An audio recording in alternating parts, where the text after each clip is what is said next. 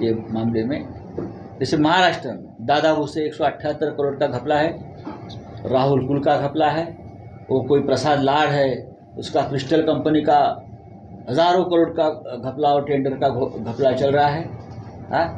आप उनके ऊपर रेड्स करो ना। आप हमारे तरफ देखते हो, हमारे लोगों की तरफ देखते हो, ठीक है कानूनी कार्रवाई हो जाएगी। क्या ईडी सिर्फ बीजेपी जो विरोधी लोग हैं उनके ऊपर कार्रवाई के लिए बनाई है क्या? सीबीआई इसके लिए बनाई है। पूरे देश में जो काला पैसा है, ब्लैक मनी है, टेंटेड मनी है, उसके लिए बना है। वो सिर्फ बीजेपी को प्रोटेक्ट करने के लिए नहीं बना है। जो बीजेपी के विरोधी है सिर्फ उनको ही टारगेट अब जो किया जाए उसके लिए नहीं बना है। शिवसेना खासदार संजय राऊतांची पत्रकार परिषद ऐकली। काही पत्रकारांच्या माध्यमातून माहिती आली की सातत्याने तो माझ्या कंपनीच्या नावाचा उल्लेख करतो।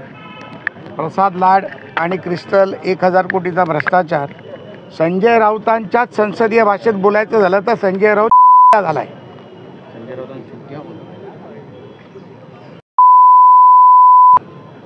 त्यामुळे ज्या गोष्टीचा संबंध नाही, ज्या गोष्टीचा लेना देना नाही, कुठल्या माहितीचा आधार नाही, कशामध्ये नाव घ्यायचं कशामध्ये नाही घ्यायचं हे कळत नाही, अशा माणसाला हीच संसदीय भाषा वापरली पाहिजे।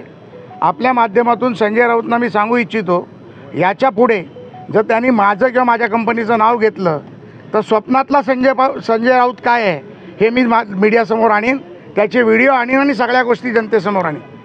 आणि मी माझ्या वकिलांशी चर्चा करून आबरू नुकसानीचा दावा म्हणून किमान 200 ते 500 कोटी रुपयाचा दावा संजय राऊतांवरती उद्या सकाळपर्यंत दाखल करतो।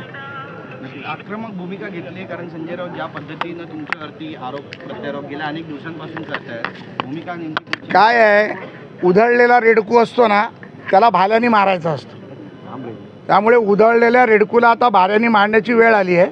त्यामुळे ही आक्रमक भूमिका आहे। एखादा व्यक्ती स्वतःच्या चरित्रावरती डाग लागत असताना ज्यांनी मेहनतीने उभं केलेलं साम्राज्य खोटारडेपणामुळे जर त्याला डाग लागणार असेल तर छत्रपतींनी दिलेली शिकवण आहे, अंगावर आलं की घ्यायचं शिंगावरती। Thank you sir.